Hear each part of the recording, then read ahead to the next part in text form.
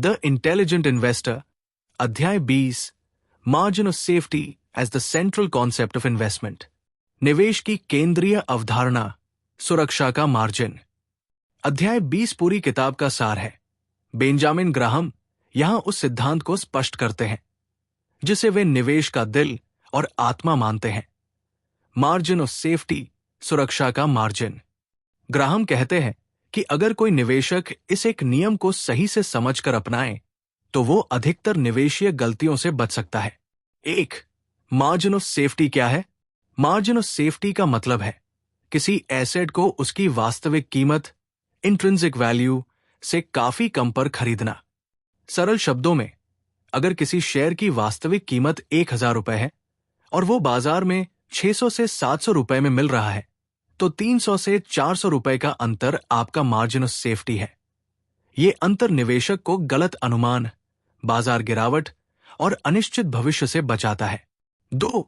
Margin of safety क्यों जरूरी है? ग्राहम मानते हैं कि निवेश में 100% सटीकता असंभव है। भविष्य अनिश्चित होता है, गणनाएं गलत हो सकती हैं, प्रबंधन से भूल हो सकती है, बाजार भावनात्मक हो सकता है। मार्जिन ऑफ सेफ्टी इन सभी जोखिमों के खिलाफ सुरक्षा कवच की तरह काम करता है। निवेश में जोखिम को खत्म नहीं किया जा सकता, लेकिन उसे कम जरूर किया जा सकता है। 3. निवेश और इंजीनियरिंग की तुलना। ग्राहम मार्जिन ऑफ सेफ्टी को इंजीनियरिंग से जोड़कर समझाते हैं। अगर किसी पुल की अधिकतम क्षमता 10 टन है, तो इंजीनियर उसे 30 टन सहने लायक बनाते हैं। ठीक उसी तरह, अगर किसी शेयर की वैल्यू 1000 रुपए है, तो निवेशक को उसे 1000 रुपए पर नहीं, बल्कि 600 से 700 रुपए पर खरीदना चाहिए। 4. मार्जिन ऑफ सेफ्टी कैसे प्राप्त करें?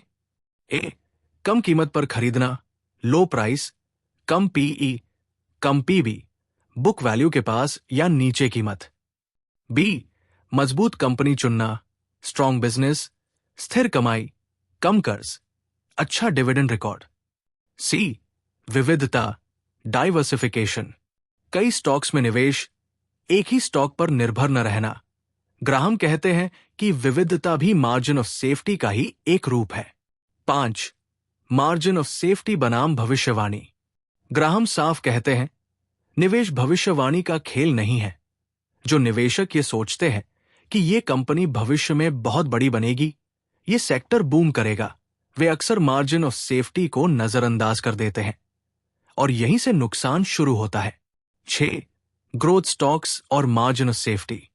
ग्राहम ग्रोथ स्टॉक्स के खिलाफ नहीं है, लेकिन चेतावनी देते हैं। ग्रोथ की उम्मीद अक्सर पहले से कीमत में जुड़ी होती है। ऐसे स्टॉक्स महंगे होते हैं।